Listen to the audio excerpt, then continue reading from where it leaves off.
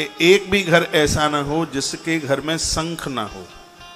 शंख एक मुखी से लेके 5 मुखी तक आता है शंख।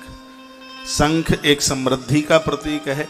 जिसके घर में शंख होता है उसके घर में गूंगे बहरे बच्चे जन्म नहीं लेते।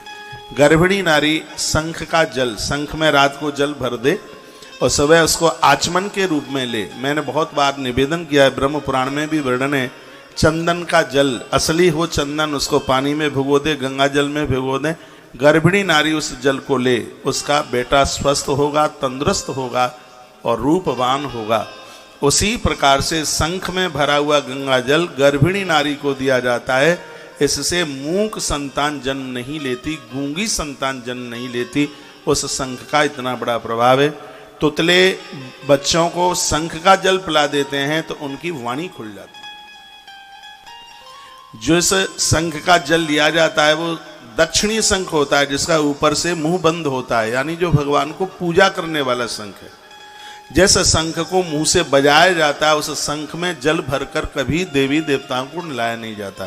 शंख से सिर्फ एक ही देव नहलाया जाता है जो भगवान विष्णु के प्रतीक में है। राम है, कृष्ण है, सालराम भगवान है और भगवान विष्णु हैं। उनको शंख के द्वारा उनको स्नान कराया जाता है। भगवान महादेव के ऊपर शंख से नहीं नहलाया जाता, उनको श्रृंगी के द्वारा स्नान कराया जाता है। ऐसा हमारे ग्रंथों के अंतर्गत वर्णन किया गया। गुलाब जल बाल्टी में उसका जल, उसका रस डालकर, उसका इत्र डालकर हर देवता का अभिषेक होता है, ऐसा भी वर्णन किया गया।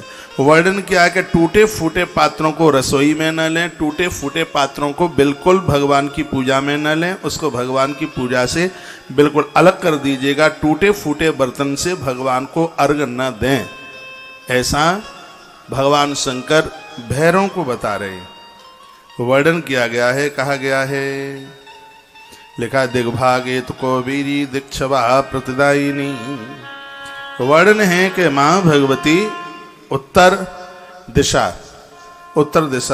दिग्भागे तो कौबेरी दिक्षवा प्रतिदायिनी, माता को उत्तर दिशा की तरफ मुंह करके पुजारी पूजा करता है, ऐसे माता प्रसन्न होती है। उत्तर मुखी होकर के माता चंडिका का पूजन करे। समझ में ना आवे तो भी सुन लीजिए, वैसे समझ में आ जाएगा। बड़ी अद्भुत बातें कही हैं। तस्मात् तन्मुख आसीन पूज्ये चंडिकासन पुष्पम चक्रम सम्मिश्र विशीर्णम भग्नमृत गते। कीड़ा लगे हुए, पानी में डूबे हुए, धरती पर गिर गया है, या जिसको चूहे ने अपना मुंह लगा दिया है, ऐसे फूलों को त्याग देना चाहिए। वह फूल देवताओं के ऊपर न चढ़ाए।